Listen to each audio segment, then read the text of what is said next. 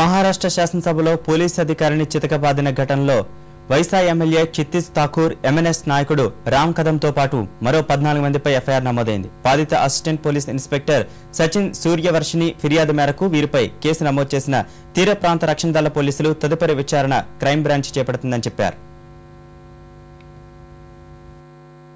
వసా MLA చిత్తీస్ Thakur MNS నాయకుడు రామ్ కదమ్ సహా మరో 14 మందిపై ముంబై తీర ప్రాంత రక్షణ దళ పోలీసులు ఎఫ్ఐఆర్ నమోదు చేశారు. వర్లీ పోలీస్ స్టేషన్లో విధులు నిర్వహిస్తున్న బాధిత పోలీస్ అధికారిని చితకబాదిన కేసులో ఫిర్యాదు మేరకు వీరిపై కేసు నమోదు చేసి దర్యాప్తు చేస్తున్నట్టు అధికారులు తెలిపారు.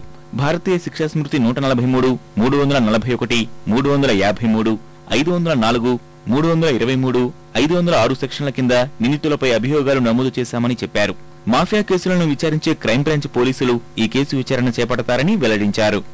ఎమ్మెల్యే చిత్తీస్ ఠాకూర్, ఎంఎన్ఎస్ నేత రామ్ కదమ్, శివసేన నేత రజాన్ సాల్వి, స్వతంత్ర అభ్యర్థి ప్రదీప్ జైస్వాల్ సహా పలువురు కలిసి విధానసభ మొదటి అంతస్తులోని సందర్శకుల గ్యాలరీలో ఉన్న తనను ఉద్దేశపూర్వకంగా చితకబాదారని పోలీస్ అధికారి సచిన్ ఆరోపిస్తున్నారు. సోమవారం బాంద్రా వర్లీ సముద్ర వంతెనపై ఎమ్మెల్యే క్షితిజ్ అతివేగంగా కారును నడుపుతుండగా అక్కడ విధులు నిర్వహిస్తున్న సచిన్ ఆయనకు జరిమానా విధించారు.